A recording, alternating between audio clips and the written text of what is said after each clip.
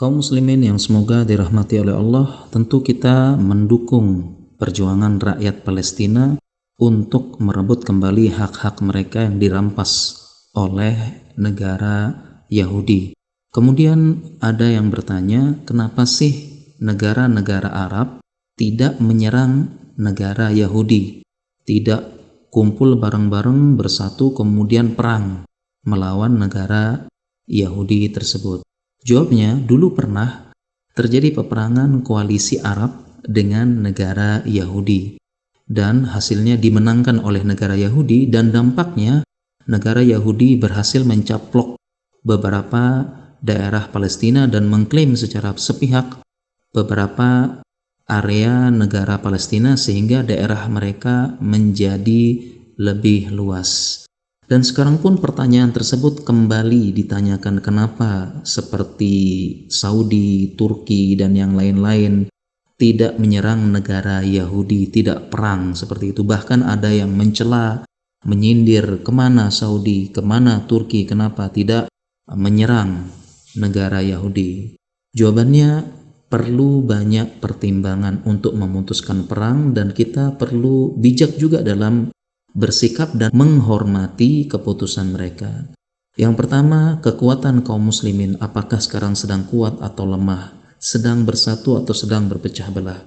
Kemudian yang kedua, peraturan internasional ini menyebutkan tidak boleh menyerang negara lain secara resmi. Jika melanggar bisa jadi menjadi alasan negara-negara lain yang benci Islam untuk menghancurkan negara Islam dan menyerang balik serta mengajak negara-negara lain untuk menyerang Islam.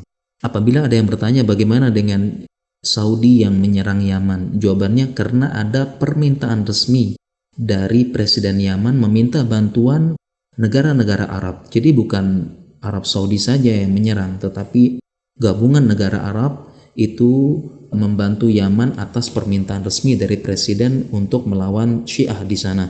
Kemudian pertimbangan yang selanjutnya, apabila menyerang negara Yahudi, bisa jadi Yahudi dengan backupnya negara lainnya itu menyerang balik, dan bisa jadi anak-anak dan wanita menjadi korban, dan tidak menutup kemungkinan Mekah dan Madinah juga diserang dan terjadi kekacauan sehingga bisa jadi haji dan umroh tertunda. Kemudian pertimbangan yang lain juga, perang menghabiskan banyak dana dan tenaga. Suatu negara bisa saja tidak stabil karena perang, menimbulkan keretakan internal negara. Karena bisa jadi ada pro dan kontra masalah ini. Ini masalah penting, masalah perang. Dan kondisi ini bisa dimanfaatkan musuh untuk menyusup dan melemahkan diri dari dalam. Kemudian juga rasa aman adalah nikmat yang paling besar dalam Islam, dan Islam berusaha menjaganya.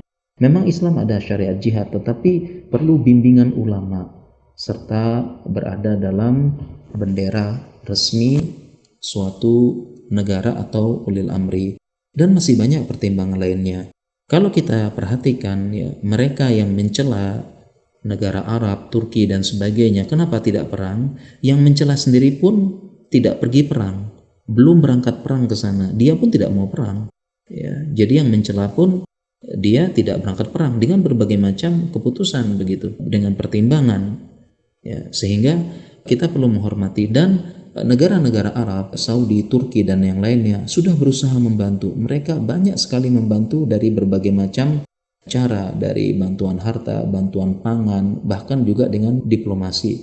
Oleh karena itu hendaknya kita tidak saling mencela, kita justru bersatu mendukung Palestina dengan apapun yang bisa kita lakukan saat ini, dan semoga Allah memenangkan kaum muslimin dan mengembalikan Palestina, Masjidil Aqsa di tangan kaum muslimin. Amin ya rabbal alamin.